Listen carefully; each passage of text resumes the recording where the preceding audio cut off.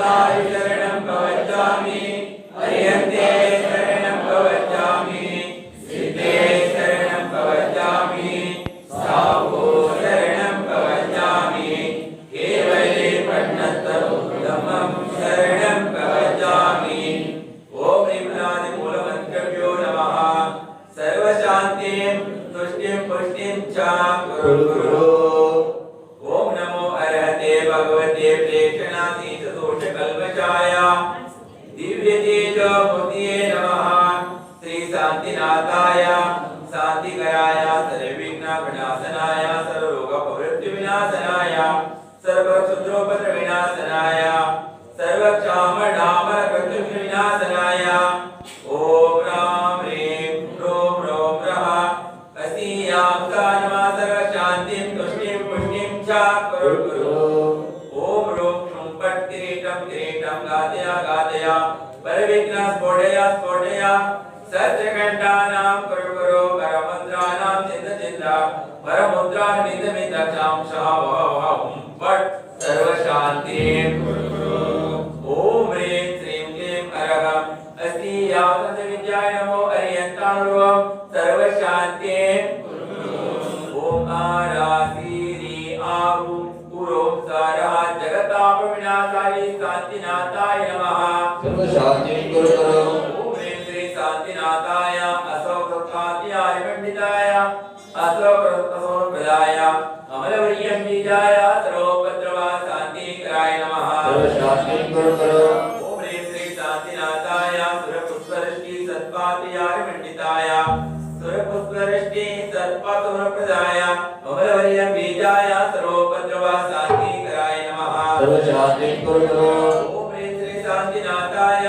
दिव्यजन सत्पात्याय पंडिताय दिव्यजने सत्पात्र सोमप्रदाय अमलवर्यं बीजाय सर्वोपद्रवा शान्तिकराय नमः सर्वशान्तिं कुरु ओम ह्रीं श्री शान्तिनाथाय चामरोदर सत्पात्याय पंडिताय चामरोदर सत्पात्र सोमप्रदाय अमलवर्यं बीजाय सर्वोपद्रवा शान्तिकराय नमः सर्वशान्तिं कुरु ओम ह्रीं श्री शान्तिनाथाय सिंहासन सत्पात्याय पंडिताय सिंहासन सत्पात्र सोमप्रदाय नवलवर्यं बीजाय सर्वोपद्रवा शान्तिकराय नमः सर्वशान्तिं कुरु ओम ह्रीं श्री शान्तिनाथाय महामण्डल सत्पात्याय पंडिताय महामण्डल सत्पात्र सोमप्रदाय जमलवर्यं बीजाय सर्वोपद्रवा शान्तिकराय नमः सर्वशान्तिं कुरु ओम ह्रीं श्री शान्तिनाथाय नन्दवी सत्पात्याय पंडिताय नन्दवी सत्पात्र सोमप्रदाय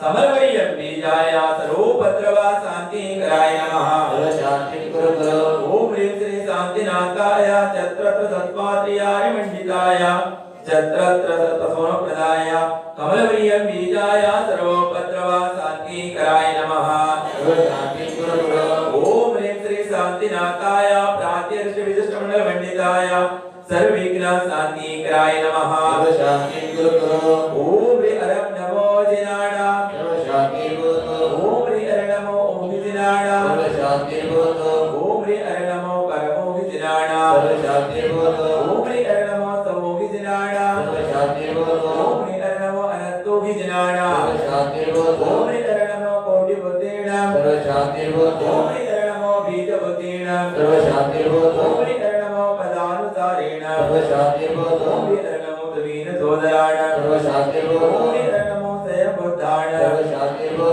ओम ह्रीं अरं नमो भक्ति बुद्धाण सर्वशान्तिं कुरु ओम ह्रीं अरं नमो भोगी बुद्धाण सर्वशान्तिं कुरु ओम ह्रीं अरं नमो उजुमदेण सर्वशान्तिं कुरु ओम ह्रीं अरं नमो विपुलमदेण सर्वशान्तिं कुरु ओम ह्रीं अरं नमो दशकोवियाण सर्वशान्तिं कुरु ओम ह्रीं अरं नमो चौदशकोवियाण सर्वशान्तिं कुरु ओम ह्रीं अरं नमो अट्टनवकुशलाण सर्वशान्तिं कुरु ओम ह्रीं अरं नमो विजयनिपत्ताण सर्वशान्तिं ओम कुरु ह्रीं अरं नमो विचाराण सर्वशान्तिं कुरु ओम ह्रीं अरं नमो चारणाण सर्वशान्तिं कुरु ओम ह्रीं अरं नमो पंडसमणाण सर्वशान्तिं ओम कुरु ह्रीं अरं नमो आगतगाम्याण सर्वशान्तिं ओम कुरु ह्रीं अरं नमो आशीविषाण सर्वशान्तिं कुरु ओम ह्रीं अरं नमो नित्यविषाण सर्वशान्तिं कुरु ओम ह्रीं अरं नमो भगवद्वाण सर्वशान्तिं कुरु ओम ह्रीं अरं नमो निरस्तवाण सर्वशान्तिं कुरु ओम ह्रीं अरं नमो तदस्तवाण सर्वशान्तिं कुरु ओम ह्रीं अरं नमो महत्तवाण सर्वशान्तिं कुरु ओम ह्रीं अरं नमो घोरत्तवाण सर्वशान्तिं ओम कुरु ह्रीं अरं नमो घोरगुणाण सर्वशान्तिं ओम ह्रीं कुरु अरं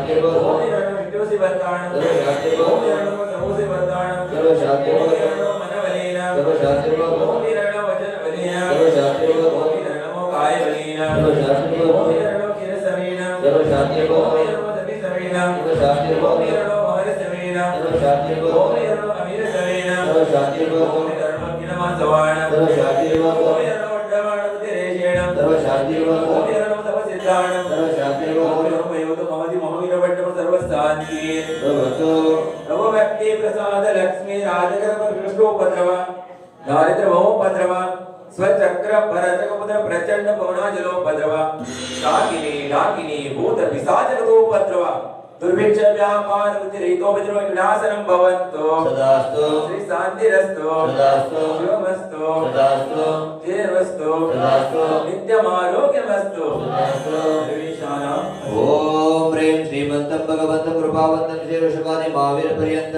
चतुरक्षित तीर्थंकर पर्वदेव माध्यानं माते जम्बूद्वीपे प्रदक्षिणे आर्यखण्डे भारतदेशे दक्षिण प्रान्ते कर्नाटक राज्ये शिवमोग्ग जिल्हे सागर तालुके हारिगे क्षेत्रे भगवान श्री नेमिनाथ पार्श्वनाथ शांतिनाथ जिनपिंब सान्निध्ये 2550 वीर निर्वाण संवत्सरे विशाख नक्षत्रे भाद्रपद मासे शुक्ल पक्षे दशमी सोमवासरे परम पूज्य संत शिरोमणि आचार्य श्री विद्यासागर मुनि नामधेय परम पूज्य आचार्य श्री समेसागर मुनि नामधेय सर्व संघस्थ समस्त मुनि नामधेय स्वास्थ्यवस्य परम पूज्य आचार्य श्री आर्यसागर मुनि नामधेय सर्व संघस्थ समस्त मुनि नामधेय स्वास्थ्यवस्य परम पूज्य निर्यापक श्रवण मुनि श्री नियमसागर मुनि नामधेय स्वास्थ्यवस्य परम पूज्य मुनि श्री पायसागर मुनि नामधेय शिव स्वास्थ्यवस्य परम पूज्य मुनि श्री मानसागर समेसागर मुनि नामधेय स्वास्थ्यवस्य साक्षात विराजमान परम पूज्य मुनि श्री नारायण विद्यासागर मुनि नामधेय स्वास्थ्यवस्य परम पूज्य श्री समेपत सागर महाराज नामधेय स्वास्थ्यवस्य प्रतिमाधारी प्रतिष्ठाचार्य माणिक श्रीपाद चंद्रगणेश्वर नामधेय स्वास्थ्यवस्य प्रतिमाधारी जयकुमार भैया नामधेय स्वास्थ्यवस्य प्रतिमाधारी सुलोचना जैन मरबिड़ी नामधेय स्वास्थ्यवस्य आशा जैन सागरा नामधेय स्वास्थ्यवस्य समस्त स्वास्थ्यवस्य समस्त रति प्रतिमाधारी नामधेय मुनि आरिका नामधेय स्वास्थ्यवस्य सकलकर्मक्षयार्थम आरिके शांतिदारकर्ता नेमेश हर्षिता गीता गुणपाल जैन तन्नोडी नामधेय सकुटुंबस्य सकलकर्मक्षयार्थम श्राव्य श्रेष्ठ रंजिता बाबू सशिवಳ್ಳಿ नामधेय सकुटुंबस्य सकलकर्मक्षयार्थम सुचिता चंद्रा श्वेता संदीप मित्रमजे बळूರು नामधेय सकुटुंबस्य सकलकर्मक्षयार्थम आदित्य क्षमा हेमा बीज महावीर जयम्मा जय व्याकोडु नामधेय सकुटुंबस्य सकलकर्मक्षयार्थम जलाभिषेक चतुष्कोण हराजकर्ता सृष्टि नवीन कुमार स्वाति भयक नेमिनाथ राजेंद्र आरोग्यरी नामधेय सकुटुंबस्य मृत्युंजय परिमळ जैन असिकरे नामधेय सकुटुंबस्य पद्मश्री पूजा श्रेयांश प्रेमा भरतेश जैन हारिगे नामधेय सकुटुंबस्य सुलोचना कुबेर महावीर सौम्या मरबिड़ी नामधेय सकुटुंबस्य सकलकर्मक्षयार्थम गंधाभिषेकर्ता श्राव्य श्रेष्ठ रंजिता बाबू सचिवಳ್ಳಿ नामधेय सकुटुंबस्य पुष्पवृष्टिकर्ता लक्ष्मी तनेश आशा जैन सागरा नामधेय सकुटुंबस्य सकलकर्मक्षयार्थम चातुर्मास कलश आराजकर्ता सवालकर्ता श्रीमती सुजिता श्री नागराज बबिगे नामधेय सकुटुंबस्य यशोदा देवराज जैन हस्पाळ नामधेय सकुटुंबस्य विनय विजयेंद्र जैन चकोडु नामधेय सकुटुंबस्य बेबಮ್ಮ कोमराज जैन केरोडी नामधेय सकुटुंबस्य लीलावती मेघराज जैन मळवडी नामधेय सकुटुंबस्य सकलकर्मक्षयार्थम दशरक्षण पर्व के आहारदान करता रंजिता बाबू जैन सचिवಳ್ಳಿ नामधेय सकुटुंबस्य मित्रಮ್ಮ जैन ಮತ್ತು ಮಕ್ಕಳು नामधेय सकुटुंबस्य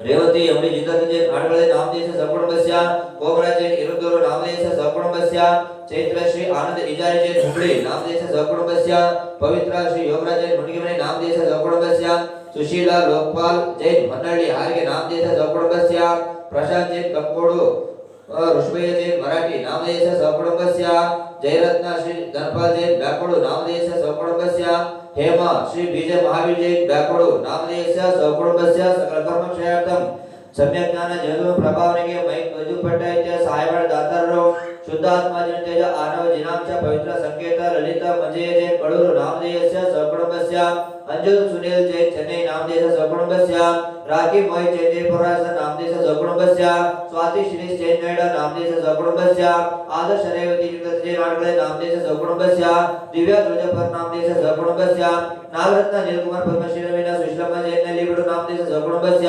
सुचिता चंद्र श्वेता संदीप मित्रಮ್ಮ जयमळूರು नामदेश सकुटुंबस्य लांछना स्तुति मालिनी वर्धमान लोलಮ್ಮ जैन आविनहಳ್ಳಿ नामदेश सकुटुंबस्य सुशीला डॉक्टर पद्मनाथ जयरत्न धनपाल बकारಮ್ಮ जैन गायकवाड नामदेश सकुटुंबस्य चंद्रकला रविकुमार जैन कर्लगे कदरोळी नामदेश सकुटुंबस्य पुष्पा वीरेंद्र कुमार विश्वदेवयुक्त वीरेंद्र कुमार जैन चेतना बोमಣ್ಣ ಹೊಳಲ್ नाव दावणಗೆರೆ नामदेश सकुटुंबस्य मालिनी प्रसाद दिया अक्षय जैन दावणಗೆರೆ नामदेश सकुटुंबस्य राहुल नायक जैन गरोलो नामदेश सकुटुंबस्य ऋषभ संभव कीर्ति कुमार सतीश जैन बेंगळूರು नामदेश सकुटुंबस्य विजय कुमार जयजनकर शिवमोगा विशाबी जयजनकर हेम अभिजनकर जैन शिवमोगा नामदेश सकुटुंबस्य अभिनंदन चंद्र शोभा अक्षय अक्षता कसुपे नामदेश सकुटुंबस्य आदित्य क्षमा हेमा बीजमा जयम जैन गायकवाड नामदेश सकुटुंबस्य चांदनी चंद्रप्रभा कार्तिक गौतम ललित जय कुमार जैन नामदेश सकुटुंबस्य समृद्धि समर्थ संपूर्ण पवित्र श्रेयम जैन तेलगाव नामदेश सकुटुंबस्य सूक्ति शशिकला बेबी श्रीमती संत कुमार इजारी हुबली नामदेश सकुटुंबस्य सकल कर्मक्षयार्थम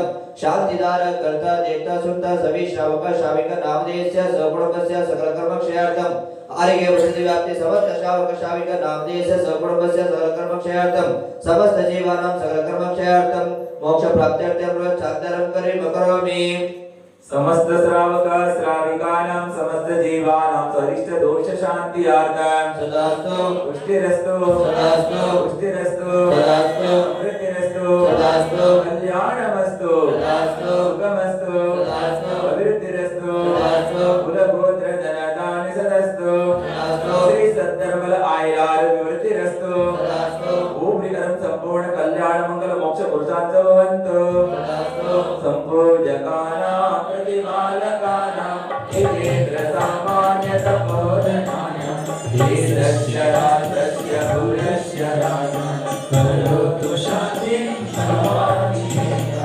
करोतु शान्ति भगवान् जिनेन्द्र क्षेमं सर्वप्रजानां परं धार्मिको भूमिपालं काले काले सम्यक् दृष्टतो वदितो नासं दुर्भिक्षं चोरमारीक्षं जगतं मासमध्येव लोके जैनेत्रं धर्मचक्रं प्रभवतो सुसुख्यां प्रदायि प्रद्वस्तगाति कर्मणा केवलज्ञानभास्करा कुर्वन्तु जगतं शान्तिवृषवादिजिनेश्वर कुर्वन्तु जगतं शान्तिवृषवादिजिनेश्वर कुर्वन्तु जगतं शान्तिवृषवादिजिनेश्वर ॐ ह्रीं परं असि यावसाय नमः सर्वशान्तिं कुरु ॐ ह्रीं परं असि यावसाय नमः सर्वशान्तिं कुरु ॐ ह्रीं परं असि यावसाय नमः सर्वशान्तिं कुरु ॐ ह्रीं परं असि यावसाय नमः सर्वशान्तिं कुरु ॐ ह्रीं परं असि यावसाय नमः सर्वशान्तिं कुरु ॐ ह्रीं परं असि यावसाय नमः सर्वशान्तिं कुरु ॐ ह्रीं परं असि यावसाय नमः सर्वशान्तिं कुरु ॐ ह्रीं परं असि यावसाय नमः सर्वशान्तिं कुरु ॐ ह्रीं परं असि यावसाय नमः सर्वशान्तिं कुरु देवादिदेव शांतिनाथ भगवान की जय गोपीनाथ भगवान की जय विश्व भगवान की आचार्य गुरुदेव विद्यासागर मुनि महाराज की जय पूज्य आचार्य गुरुदेव आर्य सागर मुनि महाराज की जय साक्षात विराजमान रत्नत्रयधारी तपोधन शेष परम पूज्य महर्षि नारायण विदित सागर महाराज की ಭಾವನೆಯಲ್ಲಿ ದರ್ಶನ ವಿಸುದ್ಧಿ ಭಾವನಾ ಅನಿವಾರ್ಯ. ದರ್ಶನ ವಿಸುದ್ಧಿ ಇಲ್ಲದೆ ಯಾವ ಭಾವನೆಯೂ ಸಹ ಫಲಕಾರಿಯಾಗಲ್ಲ. ದರ್ಶನ ವಿಶುದ್ಧಿ ಅಂದರೆ ಸಮ್ಯಕ್ ದರ್ಶನದ ವಿಶುದ್ಧಿ. ದರ್ಶನ ನಿಜವಾದಂತ ವಸ್ತು ಸ್ವರೂಪದ ದರ್ಶನವನ್ನ ಪ್ರಾಪ್ತ ಮಾಡಿಕೊಳ್ಳುವಂಥದ್ದು. ವಸ್ತು ಹೇಗಿದೆಯೋ ಹಾಗೇನೆ ಅದನ್ನ ನೋಡುವಂಥದ್ದು ಮತ್ತೆ ತಿಳಿಯುವಂಥದ್ದು. ನಿಜವಾಗಿರುವಂಥ ದೇವಶಾಸ್ತ್ರ ಗುರುಗಳ ಪರಿಚಯವನ್ನು ಮಾಡಿಕೊಡುವಂಥದ್ದು, ಹಾಗೆ ತತ್ವದ ಮೇಲೆ ಶ್ರದ್ಧೆಯನ್ನು ಮಾಡುವಂಥದ್ದು. ಜಿನೇಂದ್ರ ಭಗವಂತರು ಹೇಳಿರುವಂಥ ಧರ್ಮದ ಮೇಲೆ ಶ್ರದ್ಧೆಯನ್ನು ಮಾಡುವುದು. ಶ್ರದ್ಧೆಯನ್ನು ಮಾಡುವುದರಿಂದ ಜೀವಿಗೆ ದರ್ಶನದಲ್ಲಿ ಶುದ್ಧತಾ, ಅಶುದ್ಧತಾ ಹೋಗಿ ಶುದ್ಧತಾ ಏನಾಗುವಂಥದ್ದು, ಅಶುದ್ಧತಾ ದೂರವಾಗುತ್ತದೆ, ಶುದ್ಧತಾ ಪ್ರಾಪ್ತವಾಗುತ್ತದೆ. ಅಶುದ್ಧತಾ ಅನಾದಿ ಕಾಲದಿಂದಲೂ ಸಹ ಜೀವಿ ಅವನಿಗಿದೆ. ಇವತ್ತು ಸಂವೇಗ ಭಾವನ ಸಂಸಾರದ ಭಯಭೀತರಾಗುವುದು, ಸಂಸಾರಕ್ಕೆ ಕಾರಣವಾಗುವಂತ ಕಾರ್ಯದಿಂದ ಯಾವ ಭವ್ಯಾತ್ಮವು ಭಯಭೀತರಾಗ್ತಾರೆ, ಭಯವುಳ್ಳವರಾಗ್ತಾರೆ. ಅಂದ್ರೆ ಭಯ, ಹೆದರಿಕೆ ಪ್ರಾರಂಭವಾಗ್ತದೆ. ಯಾವುದು ಸಂಸಾರದ ವೃದ್ಧಿ ಮಾಡುವಂಥದ್ದಿದೆ ಅಂತ ಆರಂಭ ಸಾರಂಭಾದಿ ಪಂಚ ಪಾಪಗಳಿಂದ ಯಾರು ಭಯಭೀತರಾಗಿರ್ತಾರೆ ಅಂತವರಿಗೆ ಸಂವೇಗ ಭಾವನ, ಸಂವೇಗ ಅಂದ್ರೆ ಸಾವಧಾನ ಆಗ್ತದೆ ಅಂತ ಆರಂಭ ಸಾರಂಭಾದಿ ಕಾರ್ಯಗಳಲ್ಲಿ ಅವರು ಏನಾಗಲ್ಲ, ಅದರಲ್ಲಿ ತಳುಕೊಳ್ಳದೆ ವಿಮುಖರಾಗ್ತಾರೆ. ಬಹು ಆರಂಭ ಪರಿಗ್ರಹ ಯಾವುದಕ್ಕೆ ಕಾರಣವಾಗುತ್ತದೆ, ನರಕಕ್ಕೆ ಕಾರಣ ಇದೆ. ಬಹು ಆರಂಭ ಪರಿಗ್ರಹ, ಯಾವ ಆಯು ಬಂದಾಗ್ತದೆ, ನರಕಾಯು ಬಂಧವಾಗ್ತದೆ ಎಂದು ಯಾರು ಸಂವೇಗ ಭಾವನವುಳ್ಳವರಿದ್ದಾರೆ ಅಂತವರು ಭಯಭೀತರಾಗಿ, ಪಾಪದಿಂದ ಭಯವುಳ್ಳವರಾಗಿ ಆರಂಭ ಸಾರಂಭಾದಿ ಕ್ರಿಯೆಗಳಲ್ಲಿ ಜಾಸ್ತಿ ತೊಡ್ಕೊಳ್ಳೋದು. ಪ್ರತಿ ಸಲ ಭಾವನ ಮಾಡ್ತಾ ಇರ್ತಾರೆ, ಪೂರ್ಣವನ್ನ ತ್ಯಾಗ ಮಾಡಿ ಪೂರ್ಣ ತ್ಯಾಗಿ ಯಾವಾಗ ಆದಿ ನಾನು ಅನ್ನುವಂಥ ಭಾವನೆ ಮಾಡ್ತಾ ಇರ್ತಾರೆ. ಅದು ತ್ಯಾಗ ಮಾಡಿಲ್ಲ, ಆದರೆ ಮಾಡುವಂಥ ಭಾವನೆಯನ್ನು ಮಾಡ್ತಾ ಇದ್ದಾರೆ. ಅಂಥವರಿಗೆ ಸಂವೇಗ ಭಾವನ ಆಗ್ತದೆ. ಇನ್ನು ತ್ಯಾಗ ಮಾಡಿದಂಥವ್ರು ಕೂಡ ತ್ಯಾಗವನ್ನು ಮಾಡುವಂಥವ್ರು ಶರೀರದಿಂದ ಹಾಗೆ ಮಾನಸಿಕ ಇತ್ಯಾದಿವಾದಂತಹ ದುಃಖಗಳಿಂದಲೂ ಸಹ ಇಷ್ಟ ವಿಯೋಗ, ಅನಿಷ್ಟ ಸಂಯೋಗ ಆದಿ ಇಷ್ಟವಾದ ವಸ್ತುಗಳು ಪ್ರಾಪ್ತವಾದಾಗ ಹಸಿತರೂ ಆಗೋಲ್ಲ, ಅನಿಷ್ಟ ಸಂಯೋಗ ಪ್ರಾಪ್ತವಾದಾಗ ದುಃಖನೂ ಆಗೋಲ್ಲ. ಇದು ನಿಜನ ಸ್ವಭಾವ ಅಲ್ಲವಿದು, ವಿಭಾವ ಪರಿಣತಿ ಇದೆ. ನಿಜವಾಗಿರುವಂತ ಬಾಹ್ಯವಾದಂತ ವಸ್ತುವಿನಲ್ಲಿ ನನ್ನ ನಿಜವಾದಂತ ಸ್ವಭಾವ ಪ್ರಾಪ್ತವಾಗಲ್ಲ. ಸಂಯೋಗ ಆಗಿದೆ ಅಂದ್ರೆ ನಿಯೋಗ ನಿಶ್ಚಿತ ಇದೆ. ಅಂದ್ರೆ ಪ್ರಾಪ್ತವಾಗಿದೆ ಅಂದ್ರೆ ಒಂದಿನ ನಮ್ಮಿಂದ ದೂರವಾಗುವಂಥದ್ದಿದೆ. ಸಂಸಾರದಲ್ಲಿ ಇರಬಹುದು, ಎಲ್ಲರೂ ಸಹ ನಾನಾ ದಿಕ್ಕಿನಿಂದ ಬರ್ತಾರೆ. ಎಲ್ಲರೂ ಬಂದು ಒಂದು ಕಡೆಯಲ್ಲಿ ಉಳಿದುಕೊಳ್ತಾರೆ. ಯಾವ ರೀತಿ ಪಕ್ಷಿಗಳು ನಾನಾ ದಿಕ್ಕಿನಿಂದ ಬಂದು ಸಂಜೆ ಆಗ್ತಾ ಇದ್ದಾಗೆ ಒಂದು ಮರದಲ್ಲಿ ವಾಸವನ್ನು ಮಾಡ್ತದೆ. ಬೆಳಗಾಗ್ತಾ ಇದ್ದಾಗಲೇ ಪ್ರಗೆ ಅಂದ್ರೆ ಎಲ್ಲ ದಿಕ್ಕಿಗೂ ಹಾರಿ ಹೋಗ್ತವೆ. ಅದೇ ರೀತಿಯಾಗಿ ಸಂಸಾರದಲ್ಲಿ ಪತಿ ಪತ್ನಿ ಬಂಧು ಬಳಗ ಹಾಗೆ ಸಂತಾನ ಇರಬಹುದು, ಎಲ್ಲ ಸಂಬಂಧಿಕರಿರ್ಬೋದು, ಅಥವಾ ಬಾಹ್ಯವಾದಂತ ವಸ್ತು ಇರಬಹುದು, ಹಣ ಸಂಪತ್ತು ಗಾಡಿ ಗೂಢ ಪದವಿ ಎಲ್ಲವೂ ಆತ್ಮೆಯಿಂದ ಪ್ರತ್ಯೇಕವಾಗುತ್ತಿದೆ. ಶರೀರವೂ ಸಹ ಪೃಥಕ ಇದೆ ಎನ್ನುವಂತ ಸಂವೇದನಶೀಲತಾ ಯಾರಿಗೆ ಬರ್ತದೆ ಅವರು ದುಃಖಿನೂ ಆಗಲ್ಲ, ಸುಖಿನೂ ಆಗಲ್ಲ. ಯಾರಾದರೂ ಬೈದ್ರೆ ದುಃಖ ಆಗ್ತದಿಲ್ಲ,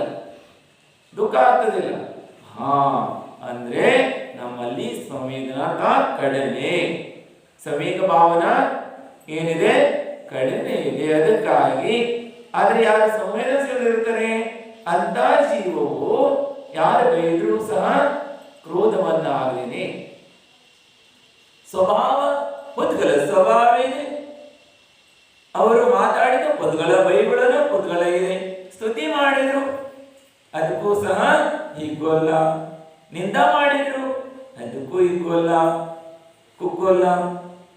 ಈ ರೀತಿಯಾಗಿ ವಸ್ತು ಸ್ವರೂಪವನ್ನ ಅರ್ಥ ಮಾಡಿಕೊಂಡು ಪುದ್ಗಲ ಇದೆ. ಮಾತಾಡೋದು ಪುದ್ಗಲ, ಕೇಳೋದು ಪುದ್ಗಲ, ನೋಡೋದು ಪುದ್ಗಲ, ಶರೀರ ಪುದ್ಗಲ, ಕರ್ಮ ಪುದ್ಗಲ ಇದೆ.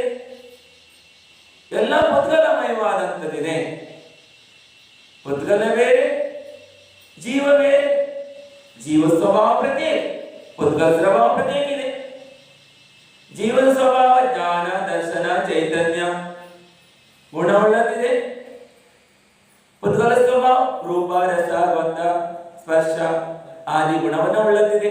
ಪ್ರತ್ಯೇಕವಾದಂಥದ್ದು, ಭಿನ್ನವಾದ ವಸ್ತು ಇದೆ ಎನ್ನುವುದನ್ನು ತಿಳಿದು ಶರೀರದ ಬಗ್ಗೆ ಸಹ ಮೋಹವನ್ನು ಮಾಡಲ್ಲ. ರೋಗಿಯಾಗಲಿ ಅಥವಾ ಶಾರೀರಿಕ ಬಾಧೆಯಾಗಲಿ ಎಲ್ಲದರಿಂದಲೂ ಸಹ ಅವರೇನಾದರೆ ವಿಮುಖರಾಗಿ ಇಷ್ಟ ನಿಯೋಗ, ಅನಿಷ್ಟ ಸಂಯೋಗ. ಕೆಲವು ಅಂಧರಾಗಿ ಬಿಡ್ತಾರೆ ಬೇಗ. ಅಂಧರು ಎಷ್ಟು ಜನ ಇದ್ದಾರೆ? ಕುರುಡ್ರಿ ಅಂದ್ರು ಅಂತ ಹೇಳ್ತಾರೆ. ಕುರುಡರಾದವರಿಗೆ ಅಂಧರು, ಜ್ಞಾನಾಂಧರು, ಮದಾಂಧರು, ಕಾಮಾಂಧರು, ರೂಪಾಂಧರು, ಆದಿ ಬಲಾಂಧರಾಗಿ 8 ಪ್ರಕಾರ ಅಂಧರಿದ್ದಾರೆ. ಅದರಲ್ಲಿ ಒಬ್ಬ ಅಂಧರನ್ನು ಹೇಳ್ತೀನಿ. ಒಬ್ಬರು ಅಂದ್ರೆ ಹೇಗಿರ್ತಿರು ಅಂದ್ರೆ, ಒಬ್ಬರು ಶ್ರಾವಕರಿದ್ರು, ಬ್ರಾಹ್ಮಣರು. ಕೆಲವರು ಬ್ರಾಹ್ಮಣರು ಶ್ರಾವಕರಿರ್ತಾರೆ ಮಹಾರಾಜ. ಹೌದು, ಬ್ರಾಹ್ಮಣರು ಶ್ರಾವಕರಿರ್ತಾರೆ. ಶ್ರಾವಕರಂದ್ರೆ ನೀವು ಮಾತ್ರ ಅಲ್ಲ, ಯಾರಲ್ಲಿ ಶ್ರಾವಕ ಗುಣ ಇದೆ ಅವರು ಶ್ರಾವಕರಿದ್ದಾರೆ. ಜೈನ ಧರ್ಮ ಯಾವುದೇ ಜಾತಿ ಧರ್ಮವಲ್ಲ. ಸರ್ವ ಜೀವಿಗಳಿಗೆ ಕಲ್ಯಾಣವನ್ನ ಬೋಧನೆ ಮಾಡತಕ್ಕಂಥ, ಕಲ್ಯಾಣವನ್ನ ಮಾರ್ಗವನ್ನ ತೋರಿಸ್ತಕ್ಕಂಥ ಜಿನೇಂದ್ರ ಭಗವಂತರು ಬೋಧನೆ ಮಾಡಿದಂತ ಧರ್ಮವಿದೆ. ಮೊನ್ನೆ ಅವರು MLA ಬಂದವರು ಹೇಳ್ತಿದ್ರು, ಮಹಾರಾಜರೇ ಜೈನ ಧರ್ಮ ಯಾವುದೇ ಜಾತಿ ಧರ್ಮ ಅಲ್ಲ. ಇದು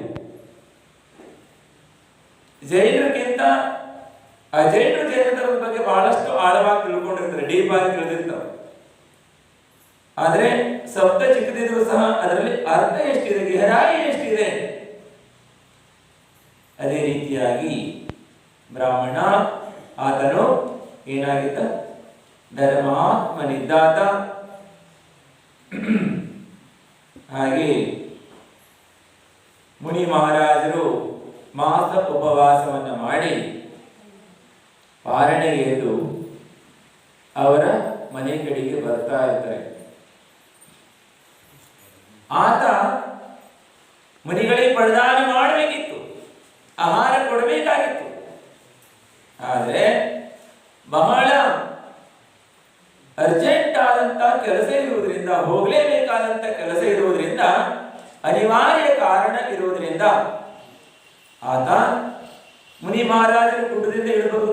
ಆತನಿಗೆ ಕಾಣಿಸ್ತದೆ. ಆತನ ಮಾಳಿಗೆ ಮೇಲೆ ಕೂತ್ಕೊಂಡಾಗ ಆತ ತಯಾರಾಗಿ ಬೇರೆ ದೇಶಕ್ಕೆ, ಬೇರೆ ಕಡೆ ಹೋಗ್ಲಿಕ್ಕೆ ಹೊಂಟಿದ್ದಾತ. ಆಗ ಆತ ವಿಚಾರವನ್ನ ಮಾಡ್ತಾನೆ, ಹೋಗಲೇಬೇಕು, ಆದರೆ ಅತಿಥಿಗಳು ಬರ್ತಾ ಇದ್ದಾರೆ. ಮತ್ತು ಪತ್ನಿಯನ್ನು ಕರೆದು ಹೇಳ್ತಾನ ಆತ, ಅತಿಥಿಗಳು ಬರ್ತಾ ಇದ್ದಾರೆ, ಒಂದು ವೇಳೆ ಭಾಗ್ಯದಿಂದ ನಮ್ಮ ಮನೆಗೆ ಬಂದ್ರೆ ಅವರಿಗೆ ನವದಾ ಭಕ್ತಿಯಿಂದ ಆಹಾರವನ್ನ ಕೊಡಬೇಕು ನೀನು ಅಂತೇಳಿ ಆತ ಏನು ಮಾಡ್ತಾನೆ, ಹೇಳಿ ಹೋಗ್ತಾನ. ಆ ಕಡೆ ಹೋದ ತಕ್ಷಣ ಆಕಿ ಅಂದ್ರೆ ಧರ್ಮದಷ್ಟು ಶ್ರದ್ಧಾ ಇರಲಿಲ್ಲ. ಆಕಿ ಸ್ವಲ್ಪ ಗಮಾಂಡಿ ಅಂದ್ರೆ ಅಹಂಕಾರ ಇತ್ತು. ಮುನಿ ಮಹಾರಾಜರು ನಮ್ಮಲ್ಲಿ ಎಲ್ಲ ಬಂದಾಗ ವಿಚಾರ ಮಾಡಿದ್ದಾಗಿ ಹೇಳಿ ಹೋದ್ರು. ನಮ್ಮ ಮನೆಯವರು ಆದರೆ ಮುನಿ ಮಹಾರಾಜರು ಸುತ್ತಾಡ್ತಾ ಅವ್ರ ಮನೆ ಬಾಗಿಲಿಗೆ ಬರ್ತಾರೆ. ಮನೆ ಬಾಗಿಲಿಗೆ ಬಂದ್ರು. ಆಗ ಆಕೆ ಏನ್ ಮಾಡ್ತಾ ಇದ್ದು, ಆಕೆ ತನ್ನ ಸೌಂದರ್ಯವನ್ನ ಅಂದ್ರೆ ತನ್ನ ಸೌಂದರ್ಯವನ್ನ ಕನ್ನಡಿಯ ಮುಂಭಾಗದಲ್ಲಿ ಇಟ್ಕೊಂಡು ನೋಡ್ತಾ ಇದ್ದ, ಸೌಂದರ್ಯವನ್ನು ಮಾಡ್ಕೊಂತ ಇದ್ದು.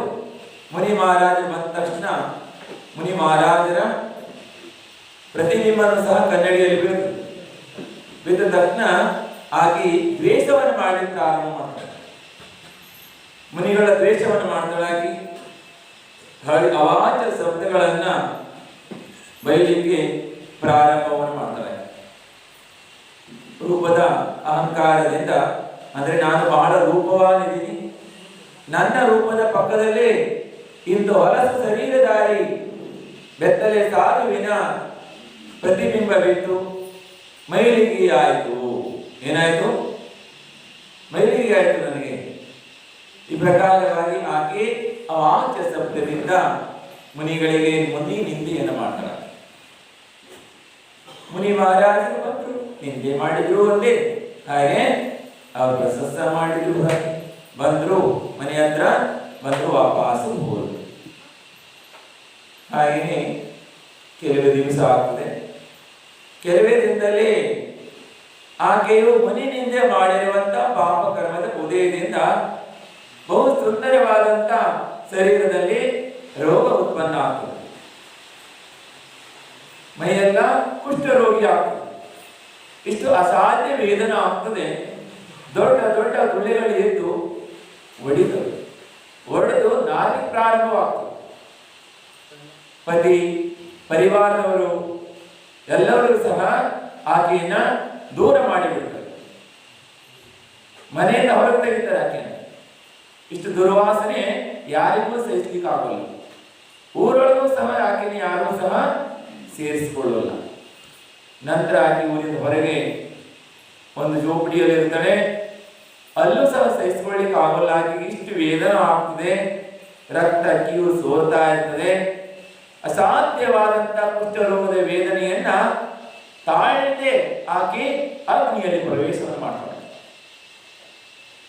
ಅಗ್ನಿ ಪ್ರವೇಶವನ್ನು ಮಾಡಿ ಆಕೆ ತನ್ನ ಪ್ರಾಣವನ್ನು ಬಿಟ್ಟು, ಅಗ್ನಿ ಪ್ರವೇಶ ಮಾಡಿ ಆಕೆ ಪ್ರಾಣವನ್ನು ಬಿಟ್ಟು, ನಂತರ ಆಕೆ ಮುಂದಿನ ಜನ್ಮದಲ್ಲಿ ಒಂದು ಕುದುರೆಯ ಮರಿಯಾಗಿ ಹುಟ್ಟುತ್ತದೆ. ಆದರೆ ಆ ಜನ್ಮದಲ್ಲಿ ತಾಯಿಯ ಹಾಲು ಸಿಗದೆ ಆಕೆ ಬಹಳ ದುಃಖವನ್ನ ವೇದನೆಯನ್ನು ಅನುಭವಿಸ್ತಾ ಮರಣವನ್ನ ಪಡ್ತಾಳೆ. ನಂತರ ಒಂದು ಹೆಣ್ಣು ಹಂದಿಯಾಗಿ ಜನ್ಮವನ್ನು ಪಡೀತಾಳೆ. ಹಂದಿಯಾಗಿ ಜನ್ಮವನ್ನು ಪಡೆದು ಅಲ್ಲೂ ಸಹ ಕಾಡ್ಗಿಚ್ಚಿನಲ್ಲಿ ಸುಟ್ಟು ಹೋಗ್ತಾಳೆ ಮರಿಗಳೊಂದಿಗೆ. ರೌದ್ರ ಧ್ಯಾನವನ್ನು ಮಾಡ್ತಾ ನಂತರ ಅಲ್ಲಿಂದ ಮರಣವನ್ನು ಹೊಂದಿ ಆಕೆಯು ಹೆಣ್ಣು ನಾಯಿಯಾಗುತ್ತಾಳೆ. ಆ ನಾಯಿಯನ್ನ ಎಲ್ಲರೂ ಸಹ ಅಟ್ಕೊಂಡು ಹೋಗ್ತಾರೆ. ನಾಯಿ ಬಂತು ಅಂತೇಳಿ ಎಲ್ಲರೂ ಬೆರೆಸ್ತಾ ಇರ್ತಾರೆ. ಇದೆಲ್ಲ ಬಂತು ದರಿದ್ರ ನಾಯಿ ಇದು, ಎಲ್ಲರೂ ಬೆರೆಸ್ತಾ ಇರ್ತಾರೆ ಅದಕ್ಕೆ. ಹಾಗೆಯೇ ಎಲ್ಲೂ ಸ್ಥಾನ ಕೊಡೋಲ್ಲ. ಆದರೆ ಮೈಯೆಲ್ಲ ಹೊಡೆದು ಏನಾಗ್ತದೆ, ಮೈಯೆಲ್ಲ ಗಾಯವಾಗಿರ್ತದೆ, ವೇದನೆ ಆಗ್ತಾ ಇರ್ತದೆ. ಹೆಣ್ಣು ನಾಯಿ ಹಾಗೆ ಗರ್ಭಿಣಿ ಆಗಿದ್ದು ಮರಿಗೆ ಜನ್ಮವನ್ನು ಕೊಡುತ್ತೆ. ಆ ಮರಿಯನ್ನ ಮೇಲೆ ಮೋಹದಿಂದ ಊರ ಹೊರಗಡೆ ಒಬ್ಬ ರೈತ ಕಣ ಮಾಡಿದ್ದ. ಆ ಕಣದಲ್ಲಿ ತನ್ನ ಮರಿಗಳೊಂದಿಗೆ ಇರ್ತದೆ. ಅಚಾನಕ್ ಅಲ್ಲಿಗೆ ಆ ಹುಲ್ಲುಗೊಣವಿಗೆ ಬೆಂಕಿ ಬೀಳುತ್ತದೆ. ಹುಲ್ಲುಗೊಣವಿರ್ತದೆ ಅದು ಕಣದಲ್ಲಿ. ಮರಿಗಳೊಂದಿಗೆ ಆ ನಾಯಿನೂ ಸಹ ಸಮಾಧಿ ಆಗ್ತದೆ. ಬಹಳ ರೌದ್ರ ಧ್ಯಾನವನ್ನು ಮಾಡ್ತಾ ಮರಣವನ್ನು ಹೊಂದಿ ನಂತರ ಒಬ್ಬರು ಅಂದ್ರೆ ಬಹಳ ನಿಮ್ರವಾದಂತ ಜಾತಿ, ನಾವಿಗೆಯನ್ನು ನಡೆಸುವಂತ, ದೋಣಿ ನಡೆಸುವಂತವರು, ಅಂತವರ ಮನೆಯಲ್ಲಿ ಹೋಗಿ ಜನ್ಮವನ್ನು ಪಡೆದರು. ಜನ್ಮವನ್ನು ಪಡೆದ್ರೆ ಆಕೆ ಇಷ್ಟು ದುರ್ವಾಸನ ಬರ್ತಿತ್ತು ಅಂದ್ರೆ ಆಕೆ ಶರೀರದಿಂದ ಬಹಳ ದುರ್ಗಂಧ ಹೊರಡ್ತಾ ಇರ್ತಾರೆ ಶರೀರದಿಂದ. ಇದರಿಂದ ಮನೆ ಪರಿವಾರದವರೆಲ್ಲರೂ ಸಹ ಆಕೆ ದುರ್ಗಂಧವನ್ನು ಸಹಿಸ್ಲಿಕ್ಕಾಗದೆ ಮನೆಯಿಂದ ಹೊರಗೆ ತೆಗಿತಾರೆ. ಹೊರಗೆ ಆಕೆಯು ಗಂಗಾ ನದಿ ತೀರದಲ್ಲಿ ಒಂದು ಸಣ್ಣ ಕುಟೀರವನ್ನು ಮಾಡಿಕೊಂಡು ಅಲ್ಲಿ ವಾಸವನ್ನು ಮಾಡ್ತಾಳೆ. ಗಂಗಾ ನದಿಯಲ್ಲಿ ಆ ಕಡೆ ಈ ಕಡೆ ದಡಕ್ಕೆ ದೋಣಿಯನ್ನ ನಡೆಸ್ತಾಳಾಕಿ. ದೋಣಿ ನಡೆಸಿ ದೋಣಿಯಲ್ಲಿ ಏನಾದರೂ ಹಣ ಬಂದ್ರೆ ಅದರಲ್ಲಿ ಹಾಕಿ ತನ್ನ ಹೊಟ್ಟೆಯನ್ನು ತುಂಬಿಸ್ಕೊಳ್ತೀವಿ. ಪಾಪ ಕರ್ಮದ ಎಷ್ಟು ತೀವ್ರ ಹೃದಯ, ಆಕೆ ದೋಣಿ ಮೇಲೆ ಯಾರು ಹತ್ತಾನೇ ಇರಲಿಲ್ಲ. ದುರ್ಗಂಧವಾದಂತ ವಾಸನೆ ಜನರಿಗೆ ಸಹನ ಆಗ್ತಾ ಇರಲಿಲ್ಲ. ಇದರಿಂದ ಯಾವಾಗಲೂ ಒಮ್ಮೊಮ್ಮೆ ಗಿರಾಕಿಗಳು ಸಿಗ್ತಿದ್ರು ದೋಣಿ ಹೊಳೆ ದಾಳಿಸುವ. ಕೆಲವು ದಿನ ಹೊಟ್ಟೆಗೆ ಉಪವಾಸ ಇರಬೇಕಾಗ್ತಿತ್ತು. ಬೇರೆಯವರು ದೋಣಿ ಮೇಲೆ ಹೋಗ್ತಿದ್ರು, ಈಗ ದೋಣಿ ಮೇಲೆ ಯಾರು ಕೂತ್ಕೊಂತ ಇರಲಿಲ್ಲ. ಹೀಗೆ ಆಕೆ ಬಹಳ ದುಃಖದಿಂದ ಜೀವನವನ್ನ ಬಹಳ ವ್ಯತೀತ ಮಾಡ್ತಾ ಇರ್ತಾಳೆ. ಪಾಪ ಕರ್ಮದ ಉದಯದಿಂದ ಒಂದು ದಿವಸ ಆಕೆಯು ದೋಣಿಯನ್ನು ನಡೆಸಿ ಸಂಜೆ ಹೊತ್ತಿಗೆ ತನ್ನ ಕುಟೀರಕ್ಕೆ ಹೋಗ್ಬೇಕಾಗ್ತದೆ. ಹೋಗುವಾಗ ಸಮಯ ಅಂದ್ರೆ ಯಾವ ಸಮಯ ಇದೆ ಅಂದ್ರೆ ಬಹಳ ಥಂಡಿಯ ಸಮಯ, ಚಳಿಗಾಲದ ಸಮಯ. ಬಹಳ ಭಯಂಕರವಾದಂತ ಚಳಿ. ಎಲ್ಲ ಕಡೆಯೂ ಸಹ ಎಲ್ಲ ಜೀವಿಗಳನ್ನ ಕಂಪಾಯ ಮಾಡಬೇಕು. ಕಂಪಾಯ ಆಗುವಷ್ಟು ಭಯಂಕರವಾದಂತ ಚಳಿ ಅಂದ್ರೆ ಎಲ್ಲ ಜೀವಿಗಳು ನಡುತ್ತಾ ಇದ್ದಾರೆ. ಅಂತ ಭಯಂಕರವಾದಂತ ಚಳಿ. ಅಂತ ಸಮಯದಲ್ಲಿ ಸಂಜೆ ಆಗ್ತಾ ಇದ್ದಾಗ ಮನೆಗೆ ಹೋಗ್ತಾ ಇರ್ತಾಳೆ. ತನ್ನ ಗುಡಿಸಲಿಗೆ ಹೋಗುವಾಗ ಹಾದಿ ಒಬ್ಬರು ಮುನಿ ಮಹಾರಾಜರು ಧ್ಯಾನವನ್ನು ಮಾಡ್ತಾ ಇರ್ತಾರೆ. ಮುನಿ ಮಹಾರಾಜರನ್ನ ಧ್ಯಾನ ಮಾಡೋದನ್ನ ನೋಡಿ ಆಕೆ ವಿಚಾರವನ್ನು ಮಾಡ್ತಾರೆ. ಮಹಾರಾಜರು ಮೈ ಮೇಲೆ ಬಟ್ಟೆಯೂ ಇಲ್ಲ. ನೋಡಿದ್ರೆ ಮೈ ಮೇಲೆಲ್ಲ ಬರ್ಫ್ ಜಮಾಯಿಸ್ತಾ ಇದೆ. ಬಂದು ಬಿದ್ದು ಬಿದ್ದು ಬರ್ಫ್ ಬೀಳ್ತಾ ಇದಾವಲ್ಲ ಮೈ ಮೇಲೆಲ್ಲ. ಆ ಕಡೆಗೆಲ್ಲ ಬರ್ಫ್ ಬೀಳ್ತಿತ್ತು. UP, ಉತ್ತರಾಂಚಲ್, ಕಾಶ್ಮೀರ್ ಆದಿ ಕಡೆಗೆಲ್ಲ ಬರ್ಫ್ ಬೀಳ್ತದೆ. ಮಳೆಗಾಲ ಚಳಿಗಾಲದಲ್ಲಿ ಹೊರಗೆ ಹೋದ್ರೆ ಸಾಕಲ್ಲ, ಮೈ ಮೇಲೆಲ್ಲ ಬರ್ಫ್ ಬೀಳ್ತಾ ಇರ್ತದೆ, ಮಂಚು ಬೀಳ್ತಾ ಇರ್ತದೆ. ಸೂರ್ಯ ಕಾಣಲಿಕ್ಕೆ ಸಿಗೋಲ್ಲ. ಒಂದೊಂದು ತಿಂಗಳು 2-2 ತಿಂಗಳು ಸೂರ್ಯನೇ ಕಾಣಿಸಲ್ಲ ಎಲ್ಲಿದ್ದಾರೆ. ಬೆಳಗ್ಗೆನಾಯ್ತು ಕತ್ಲೆ ಆಯ್ತು ಗೊತ್ತಾಗಲ್ಲ. ವಾತಾವರಣ ಒಂದೇ ರೀತಿ ಇರ್ತದೆ. ಈಗಿದೆಯಲ್ಲ ಇದೇ ರೀತಿ ವಾತಾವರಣ ಇರ್ತದೆ ಪೂರ ಹಗಲು ರಾತ್ರಿ. ಅಂದ್ರೆ ರಾತ್ರಿ ಒಂದು ಕತ್ಲೆ ಆಗ್ತದೆ, ಬೆಳಗಾದ್ರೆ ಬೆಳಿಗ್ಗೆ ಆಗಿದೆಯೋ ಈಗ 12 ಗಂಟೆ ನೋಡ್ಬೇಕು. ಅದ್ರ ಹೊರಗಡೆ ವಾತಾವರಣ ನೋಡಿದ್ರೆ ಗೊತ್ತಾಗಲ್ಲ. ಈ ರೀತಿಯಾಗಿ ಮಂಚು ಬೀಳ್ತಾ ಇರ್ತದೆ. ಇದರಿಂದ ಆಕೆ ವಿಚಾರವನ್ನು ಮಾಡ್ತಾಳೆ, ಮಹಾರಾಜನಿಗೆ ಎಷ್ಟು ಥಂಡಿ ಆಗ್ತಾ ಇರ್ಬೋದು, ನನಗಾದ್ರೆ ಒಂದು ಸಣ್ಣದಾದ ಚೋಪಡಿ ಇದೆ ಮತ್ತು ರಾತ್ರಿ ಎಲ್ಲ ನಾನು ಬೆಂಕಿ ಹಾಕೊಂಡು ಕಾಸ್ತಾ ಇರ್ತೇನೆ. ಮಹಾರಾಜರಿಗೆ ಏನೂ ಇಲ್ಲ, ಮೈ ಮೇಲೆ ಬರ್ಫ್ ಬಿದ್ದಿದೆ, ಹೇಗೆ ಇವರು ಸ್ನಾನ ಮಾಡ್ಕೊಳ್ಬಹುದು ವಿಚಾರ ಮಾಡ್ಕೊಂತ ಹೋಗ್ತಾಳೆ. ಹಾದಿ ಬದಿಗೆ ಕೂತಿದ್ರು ಮಹಾರಾಜ, ಕಲ್ಬಂಡೆ ಮೇಲೆ ಧ್ಯಾನ ಮಾಡ್ತಾ ಕೂತ್ಕೊಂಡಿದ್ರು ಮಹಾರಾಜ. ಮನೆಗೆ ಹೋದ್ಮೇಲೆ ಆಕೆ ಮತ್ತೆ ಮತ್ತೆ ಮುನಿಗಳ ಚಿಂತನೆ ಮಾಡ್ತಾಳೆ. ನೋಡ್ರಿ, ಯಾವಾಗ ಅಸುಕರ್ಮದ ಉದಯ ಆಗ್ತದೆ, ಯಾವಾಗ ಶುಭ ಕರ್ಮದ ಉದಯ ಆಗ್ತದೆ. ನಂತರ ಆಕೆ ಮನೆಯಲ್ಲಿ ಆಕೆಗೆ ರಾತ್ರಿ ವಿಶ್ರಾಮ ಮಾಡ್ಲಿಕ್ಕೆ ಮನಸ್ಸಾಗೋಲ್ಲ. ಮಹಾರಾಜನಿಗೆ ಇಷ್ಟು ಚಳಿ ಆಗ್ತಾ ಇದೆ, ಏನಾದ್ರೂ ದೂರ ಮಾಡಬೇಕು ಅಂತ ಭಾವ ಮಾಡ್ಕೊಂಡು ಆಕೆ ಬರ್ತಾರೆ. ಬಂದು ಕಟ್ಟಿಗೆ ತಗೊಬಂದು ಸುತ್ತೆಲ್ಲ ಮಹಾರಾಜ ಧ್ಯಾನ ಮಾಡಿ ಕೂತ್ಕೊಂಡಿದ್ರು. ಮಹಾರಾಜನಿಗೇನು ಗೊತ್ತಿಲ್ಲ. ಅವಾಗ ಸುತ್ತು ಕಟ್ಟಿಗೆಯನ್ನ ದೂರದಲ್ಲಿ ಹಾಕಿ ಬೆಂಕಿಯನ್ನು ಹಚ್ಚಿಸ್ತಾಳೆ. ಹಚ್ಚಿಸಿ ಅಂದ್ರೆ ಎಲ್ಲ ಸಾಕವನ್ನ ಮಾಡ್ತಾಳೆ, ವಾತಾವರಣ ಮಾಡ್ತಾಳೆ. ರಾತ್ರಿಯೆಲ್ಲ ಈ ರೀತಿ ವೈಯಾವೃತ್ತಿಯವನ ಸೇವೆಯನ್ನು ಮಾಡ್ತಾ ಅಲ್ಲೇ ಇರ್ತಾಳೆ. ರಾತ್ರಿ ಪೂರ ಹಾಕಿ ಜಾರು ಇದ್ದು ನಿದ್ದೆ ಮಾಡಲ್ಲ, ಅಲ್ಲೇ ಇರ್ತಾಳೆ. ಬೆಳಗಾಗ್ತದೆ. ಬೆಳಿಗ್ಗೆ ಆದ್ಮೇಲೆ ಮುನಿ ಮಹಾರಾಜರು ಸೂರ್ಯ ಉದಯ ಆಯಿತು. ಅವಾಗ ತಮ್ಮ ಕಾಯಸ್ವರ್ಗವನ್ನ ಮುಗಿಸಿ, ಧ್ಯಾನವನ್ನು ಮುಗಿಸಿ ಕಣ್ಣು ಬಿಟ್ಟು ನೋಡ್ತಾರೆ. ಮುಂಭಾಗದಲ್ಲಿ ಏಕಿ ಕುತ್ಕೊಂಡಿರ್ತಾಳೆ, ಕೈಯನ್ನು ಜೋಡಿಸಿ. ಹಾಗೆ ಕೇಳ್ತಾರೆ, ಹೇಗಿದ್ದೀಯಮ್ಮ ಲಕ್ಷ್ಮೀಮತಿ ಅಂತಾರೆ. ಏನಂತಾರೆ? ಹೇಗಿದ್ದೀಯಮ್ಮ ಲಕ್ಷ್ಮೀಪತಿ ಅಂತ. ಆಕೆಗೆಲ್ಲ ದುರ್ಗಂಧಿ ಅಂತ ಕರೀತಿದ್ರು. ಅಂದ್ರೆ ಅಷ್ಟು ದುರ್ಗಂಧ ವಾಸನೆ ಇರೋದ್ರಿಂದ ಆಕೆಯ ಶರೀರದಿಂದ ಆಕೆ ಈ ಹೆಸರು ಎಲ್ಲೋ ಕೇಳಿದಾಗಿದೆ, ಎಲ್ಲೋ ಈ ವಾಕ್ಯವನ್ನ ಕೇಳಿದಾಗ ಉಂಟಲ್ಲ, ಮತ್ತೆ ನೆನಪು ಮಾಡ್ತಾಳ ಆಕೆ. ಅವಾಗ ನೆನಪು ಮಾಡಿದ ತಕ್ಷಣ ಆಕೆಗೆ ಜಾತಿ ಸ್ಮರಣೆಯೂ ಆಗ್ತದೆ. ಪೂರ್ವದ ಜನ್ಮದಲ್ಲಿ ನಾನು ಏನಾಗಿದ್ದೆ ಅಂದ್ರೆ ಲಕ್ಷ್ಮೀಮತಿ ಎನ್ನುವಂತ ಬ್ರಾಹ್ಮಣರಾಗಿದ್ದೆ, ನಾನು ಬ್ರಾಹ್ಮಣಿಯಾಗಿದ್ದೆ. ಮತ್ತು ಆವಾಗ ನಾನು ಮುನಿಗಳ ನಿಂದೆಯನ್ನ ಮಾಡಿದೆ, ರೂಪದ ಅಹಂಕಾರದಿಂದ, ರೂಪದ ಮದವನ್ನ ಮಾಡಿದ್ರಿಂದ. ಅದಕ್ಕಾಗಿ ಯಾವುದು ಶಾಶ್ವತವಾದಂಥದ್ದಲ್ಲ. ನಾ ರೂಪ ಶಾಶ್ವತ್, ನಾ ಅರೂಪ ಶಾಶ್ವತ್. ಉದ್ಗಲ ಕರ್ಮದ ಉದಯದಿಂದ ಶುಭ ಕರ್ಮವಿದ್ದಾಗ ಏನಾಗ್ತದೆ? ರೂಪವಾದ ಶರೀರ ಪ್ರಾಪ್ತವಾಗ್ತದೆ, ನಿರೋಗ ಶರೀರ ಪ್ರಾಪ್ತವಾಗ್ತದೆ.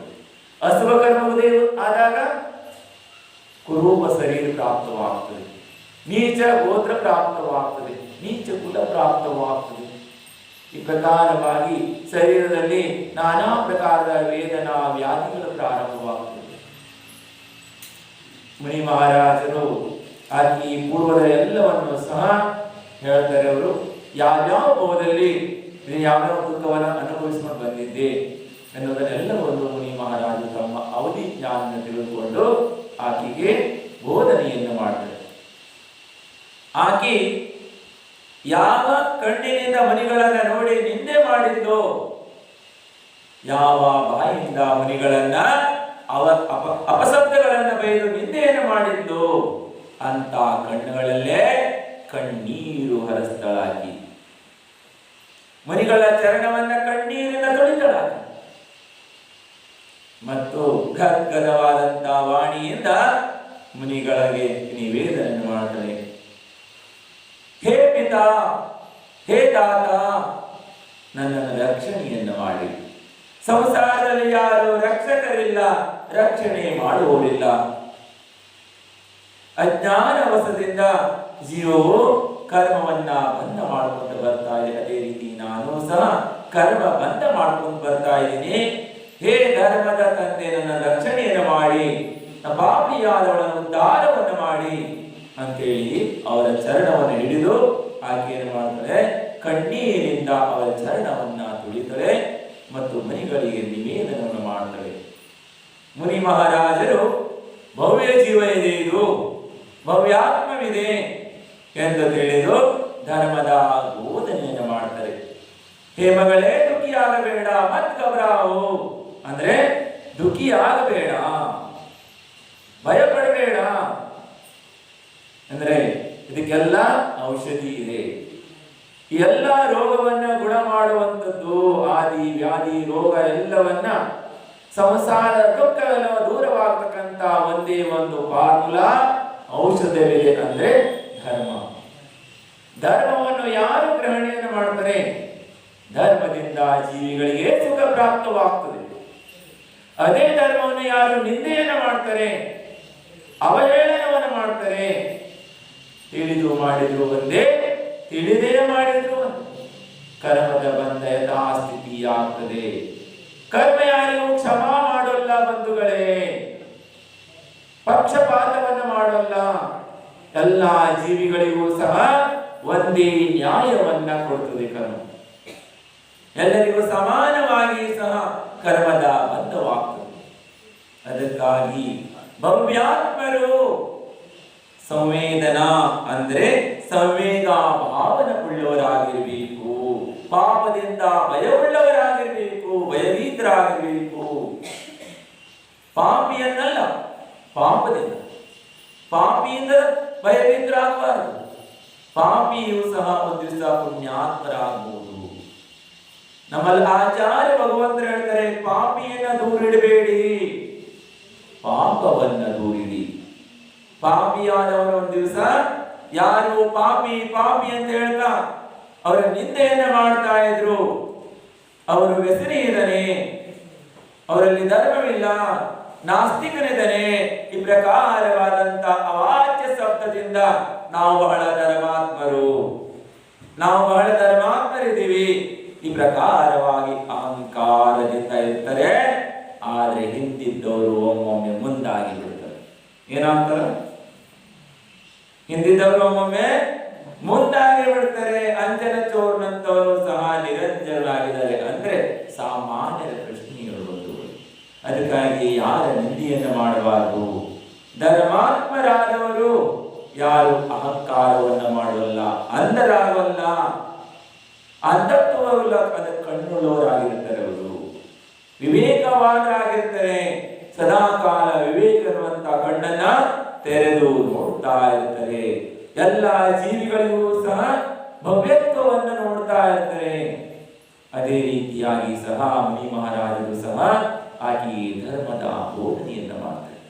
ಕಲ್ಯಾಣವನ್ನು ಮಾಡತಕ್ಕಂತ, ಮಂಗಲವನ್ನು ಮಾಡತಕ್ಕಂತ, ಸಂಸಾರದಲ್ಲಿ ಸುಖವನ್ನ ಪ್ರದಾನ ಮಾಡತಕ್ಕಂತ, ದುಃಖವನ್ನ ದೂರ ಮಾಡತಕ್ಕಂತ ಧರ್ಮವು ಜಿನೇಂದ್ರ ಭಗವಂತರು ಬೋಧನೆ ಮಾಡಿದಂತ ಧರ್ಮ ಜಿನ ಧರ್ಮ. ಈ ಜಿನ ಧರ್ಮವು ಯಾವುದೇ ಜಾತಿ ಸಂಪ್ರದಾಯಕ್ಕೆ ಬೋಧನೆಯನ್ನು ಮಾಡಿರುವಂತದ್ದಲ್ಲ.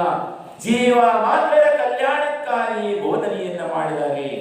ಯಾವ ಜೀವವು ಜಿನೇಂದ್ರ ಭಗವಂತರು ಬೋಧನೆ ಮಾಡಿದಂತಹ ಧರ್ಮವನ್ನ ಗ್ರಹಣೆಯನ್ನ ಮಾಡ್ತಾರೆ, ಸ್ವೀಕಾರವನ್ನು ಮಾಡಿ ಯಾರ ಆತ್ಮವು ಧರ್ಮಾತ್ಮರಾಗ್ತಾರೆ ಅಂತವರ ಕಲ್ಯಾಣ ನಿಶ್ಚಿತವಾಗ್ತದೆ.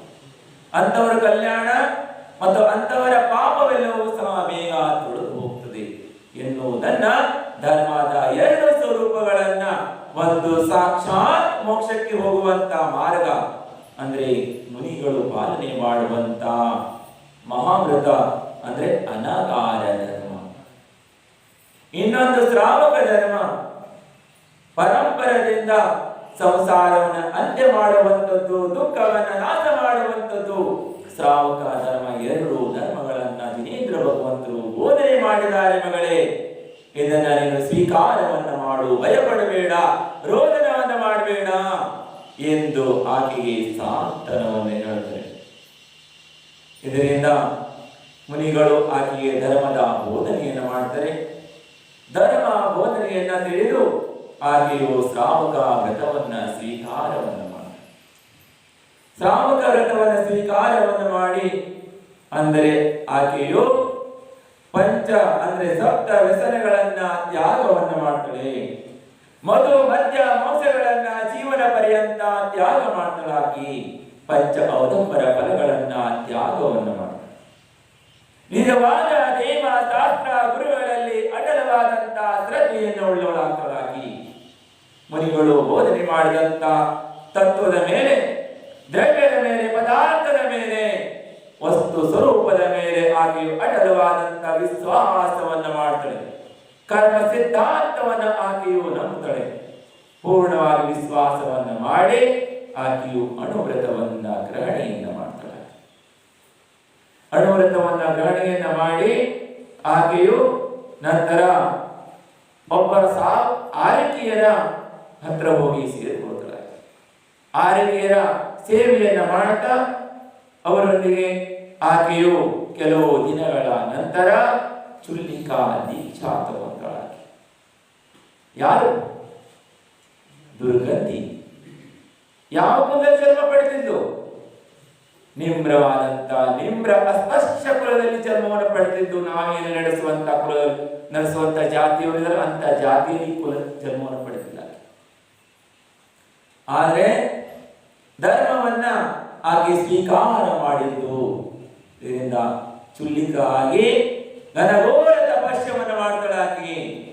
ತನ್ನ ಪೂರ್ವದ ಎಲ್ಲ ನೆನಪನ್ನ ಮಾಡಿಕೊಳ್ತಾ ನರಕಾದಿ ದುಃಖಗಳ ವೇದನೆಗಳನ್ನ ಆಕೆ ಸಹನ ಮಾಡ್ಕೊಂತ ಆಕೆ ಚುಲ್ಲಕ ಪರ್ಯಾಯದಲ್ಲಿ ಸಮಾಧಿಯನ್ನ ಮಾಡ್ಕೊಂತಾಳೆ. ಅಲ್ಲಿಂದ ಸೀದಾ ಆಕೆ ದೇವ ಪರ್ಯಾಯದಲ್ಲಿ ಜನ್ಮವನ್ನು ಪಡೆದುಕೊಳ್ಳುತ್ತಲೆ. ದೇವಿಯಾಗಿ ಜನ್ಮವನ್ನು ಪಡೆದಳು.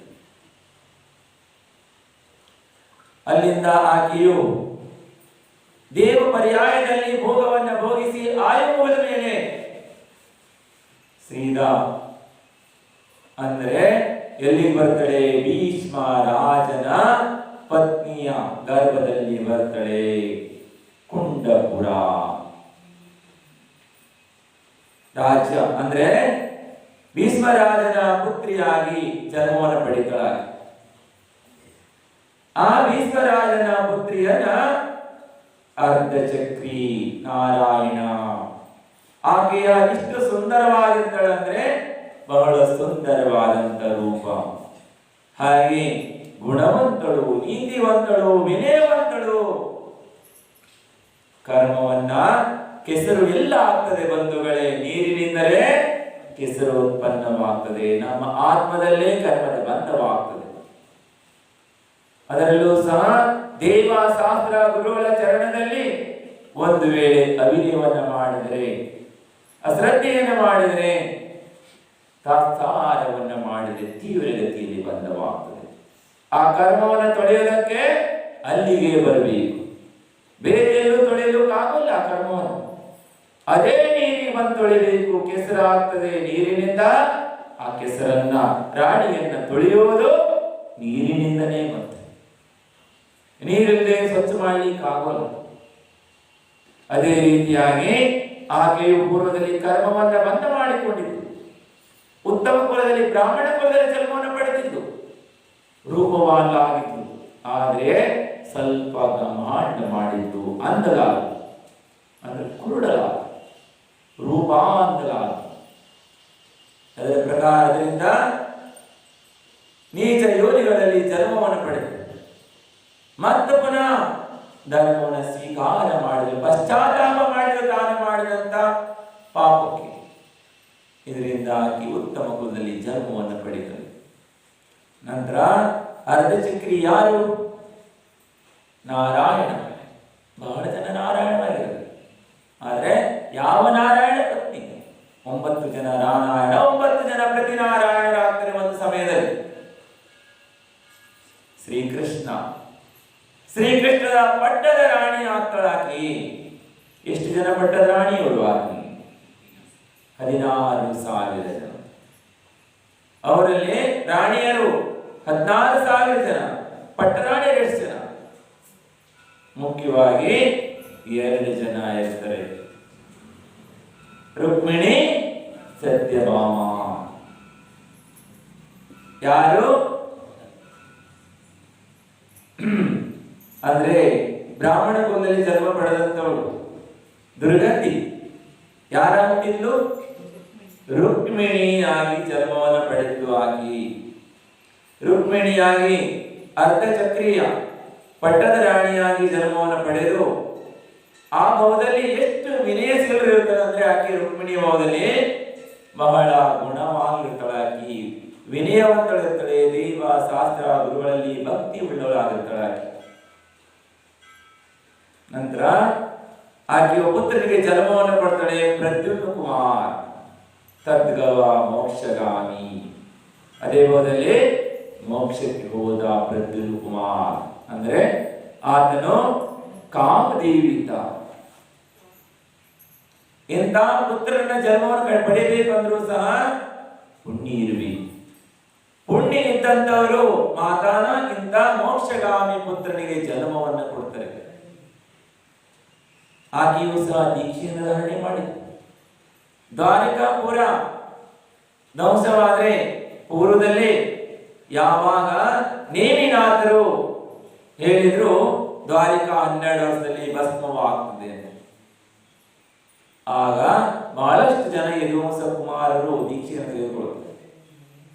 ರುಕ್ಮಿಣಿಯೂ ಸಹ ದೀಕ್ಷೆಯನ್ನ ತೆಗೆದುಕೊಳ್ತಾಳೆ. ಘನಘೋರ ತಪಸ್ಯವನ್ನು ಮಾಡ್ತಾಳೆ. ಆಕೆ ಸ್ತ್ರೀ ಪರ್ಯಾಯವನ್ನು ಛೇದ ಮಾಡಿ ಪುರುಷ ಪರ್ಯಾಯ, ದೇವ ಪರ್ಯಾಯವನ್ನು ಪ್ರಾಪ್ತ ಮಾಡಿಕೊಳ್ತಾಳೆ. ಆದರೆ ಶ್ರೀಕೃಷ್ಣನಿಗಾಗಲಿಲ್ಲ, ಅರ್ಧಚಕ್ರಿಯಾದರೂ ಸಹ. ಯಾರ್ಯಾರು ಮಾಡಿದ್ರು ಪತ್ನಿ ಮಾಡಿದ್ರೆ ಪತಿಗೆ, ಪತ್ನಿಗೆ, ಪತಿ ಮಾಡಿದ್ರೆ ಪತಿಗೆ ಧರ್ಮ. ಅದಕ್ಕಾಗಿ ಎಲ್ಲರೂ ಸಹ ಏನ್ ಮಾಡಬೇಕು? ಪೂಜೆಯನ್ನು ಮಾಡಬೇಕು, ಧರ್ಮವನ್ನು ಮಾಡಬೇಕು, ಧರ್ಮವನ್ನು ಬಿಡಬಾರದು. ಧರ್ಮದಿಂದಲೇ ಇವತ್ತು 30 ಬೇಕಲ್ಲ? 30 ಬೇಕಲ್ಲ? ಹೌದು ಮಹಾರಾಜರೇ, 3 ವರ್ಷ. ಈಗ 2 ಹೊತ್ತು, ಮತ್ತೆ 10 ದಿವಸ ಮುಗಿದ ಮೇಲೆ ಈಗ 2 ಹೊತ್ತ, 1 ಹೊತ್ತು ಅಂದಿದ್ವಿ ನಾವು. ಇರ್ಲಿ ದಶಲಕ್ಷಣಲ್ಲಾದ್ರೂ ಒಂದೊಂದು ಮಾಡಿ ನೋಡ್ರಿ ಬಂಧುಗಳೇ.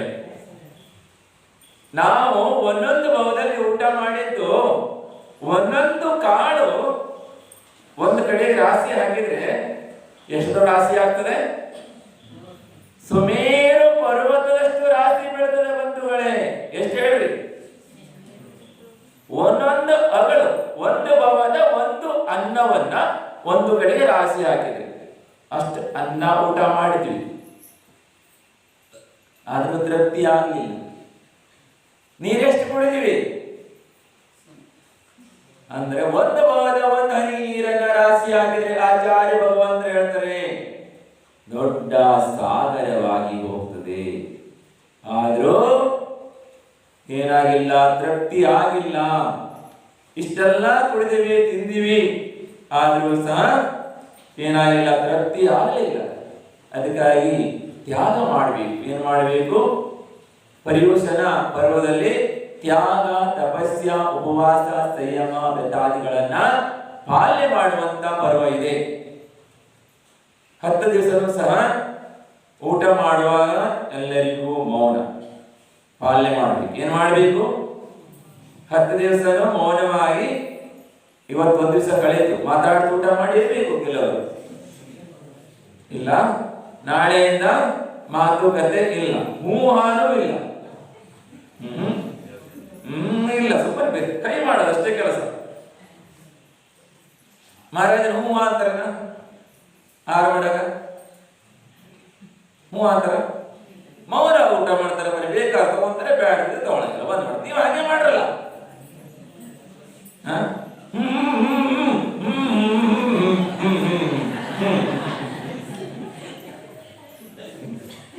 ಈ ರೀತಿ ಆಕ್ಷನ್ ಎಲ್ಲ ಇಲ್ಲ. ಇದು ಮೌನ, ಮೌನ ಆಗಂಗಿಲ್ಲ. ಮೌನ ಇರ್ಬೇಕು. ಮೌನ ಅಂದ್ರೆ ಹೇಳ್ರಿ, ಏನೂ ಇಲ್ಲ. ಇಷ್ಟು ಹೋಗಿದ್ರು ಒಬ್ರೊಬ್ರ ನಮ್ಮ ಪ್ರತಿಷ್ಠಾಚಾರದ ಕಥೆ ನೆನಪಿಗೆ ಬಂತು. ಒಬ್ರು ಹೋಗಿದ್ರು ಒಬ್ಬರ ಮನೆಗೆ ಊಟಕ್ಕೆ. ಹೆಸರು ಪಸರು ಬೇಡ, ಊಟಕ್ಕೆ ಹೋಗಿದ್ರು. ಊಟಕ್ಕೆ ಹೋದಾಗ ಏನ್ ಮಾಡಿದ್ರು? ಎಲ್ಲ ಬಡಿಸಿದ್ರು. ಬಹಳ ಕೇಳಿ ಕಥೆ ಕೇಳ ಕೇಳಿ ಕಥೆ ಕೇಳಿ, ಕಥೆ ಒಂದು ಮಜಾ ಆಗಿದ್ರು. ಮತ್ತ ಊಟ ಮಾಡಕ್ ಹೋಗಿದ್ರು, ಎಲ್ಲ ಬಡಿಸಿದ್ರು ತಾಟಾಗ. ಒಂದು ವಸ್ತು ನಮ್ಗೆ ಹೇಳಿದ್ರಲ್ಲ, ಇಷ್ಟವಾದ ವಸ್ತು ಇಟ್ಟಿದ್ರ, ಅದು ದೂರ ಇಟ್ಟಿದ್ರು. ನೋಡಿದ್ರು, ಮಾಡಿದ್ರು, ಈಗ ಹಾಕೋರು, ಇನ್ನು ಹಾಕೋರು, ಹಾಕೇ ಇಲ್ಲ. ಊಟ ಮುಗಿದ್ವಾ ಅಂತ ಇನ್ನೂ ಹಾಕಿಲ್ಲ. ಆಗ ಪಕ್ಕದ ಮನೆ ಒಂದು ಹಾವು ಬಂದಿತ್ತು ನೋಡಕ. ಎದೊಳಗಿತ್ತು ಗೊತ್ತಾಗಲ್ಲ. ಇಲ್ಲಿಂದ ಪಾಪಡ ಇಟ್ಟಿದ್ರು ನೋಡಿ, ಅಲ್ಲಿ ಹಪ್ಪಳ ಅಷ್ಟು ಉದ್ದಕ್ಕಿತ್ತದ, ಈ ಹಪ್ಪಳದಷ್ಟು ಉದ್ದ. ಹಪ್ಪಳ ಹಪ್ಪಳ ಹಾಕೋದು ಮರ್ತೇ ಬಿಟ್ಟಿವಿ ಮಾರ್ರೆ, ಹಾಕಿ ಹಪ್ಪಳ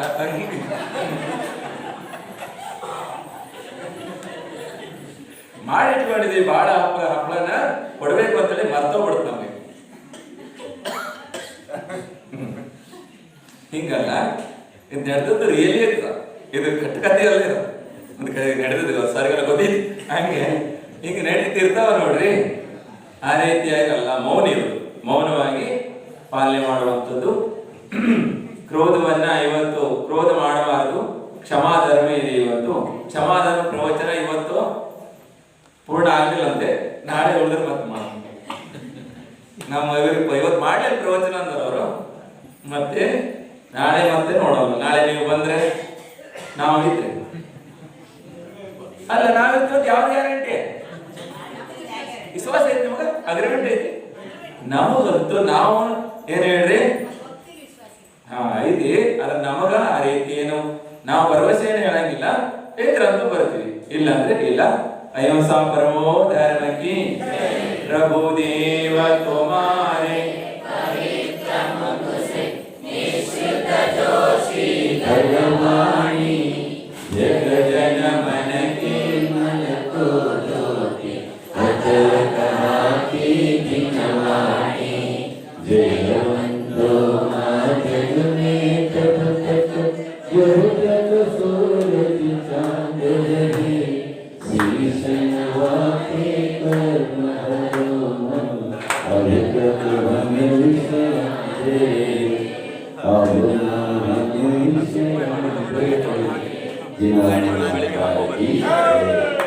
ಮಾಡ್ಬೋದು